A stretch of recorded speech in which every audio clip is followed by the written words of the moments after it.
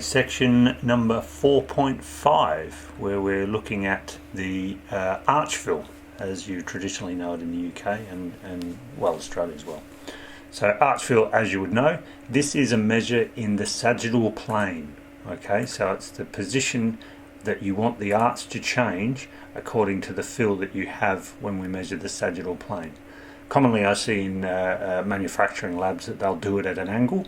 Again, near enough is good enough. With the current modern manufacturing techniques that we have, it's not good enough, and we do it according to the drop in the sagittal plane, or the navicular drop, as you may know it.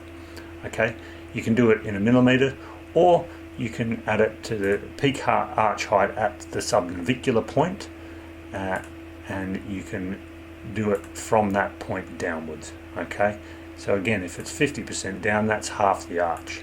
If you want it flat to the ground, that's essentially a piece of plastic in a shoe that you can add to later.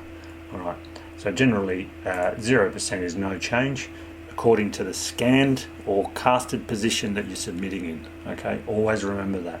It's not done to a template, it's done to what you submit, and or a millimetre if you prefer to use in those there. So that's arch fill or peak arch height that you want at the subnavicular. This is very handy for those that you know that there's an upper limit to the tolerance that you need in a shoe, or that the foot will tolerate, and you may have happened to cast or scan in a position that doesn't reflect that on either side of the foot.